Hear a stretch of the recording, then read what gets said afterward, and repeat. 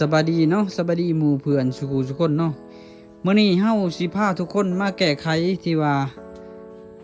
ตู้ซักผ้าโตชิบะเนาะที่ว่าบางคนอาจจะเจอว่าผ้ามันล็อกเนาะเปิดบ่ได้แบบนี้เนาะนี่เนาะมันล็อกเปิดบ่ได้สิเอาผ้าออกก็เอาออกบ่ได้นั่นเองเนาะว่าเฮาสิมาปลดล็อกแนวใดเนาะ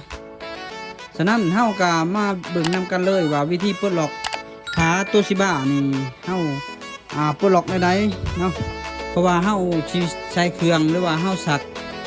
สิใช้เครื่องก็ใช้บ่ได้เนาะในกรณีที่ว่าผ้ามันล็อกเนาะเบื้องต้นก็เฮามาเบิ่งว่าในกรณีผ้ามันล็อกแม่นเกิดจากไฟดับเวลาเฮาสักเวลามันปั่นแหงไฟดับเลยมันสวิตช์มันจะล็อกข้างไว้เลยแล้วเฮาเปิดผ้าบ่ได้แบบนี้เนาะนี่เนาะเปิดผ้าบ่ได้เนาะเปิดผ้าบ่ได้ดึงแห้งก็มันหักซื่อๆเนาะฉะนั้นเฮามาเบิ่งนำกันเลยเนาะสำหรับวิธีแก้ก็คือให้ทุกคนนี่เปิดเครื่องปกติเนาะนี่เนาะเปิดเครื่องปกติแล้วก็สั่งกดสักเนาะกดสตาร์ทนี่เนาะเครื่องมันจะประมวลผลเนาะ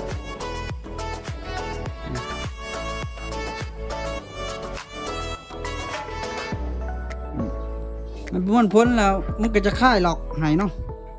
คลายล็อกแล้วเราจะเปิดได้เนาะเด้เนาะให้จะปลดล็อกได้เองนะเนาะนี่เนาะ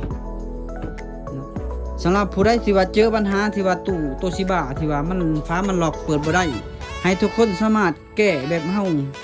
แนะนำนี่เลยเนาะถ้าว่าเห็นคลิปเฮาเป็นประโยชน์เนาะเฮาก็ฝากทุกคนกดไลค์กดแชร์เนาะ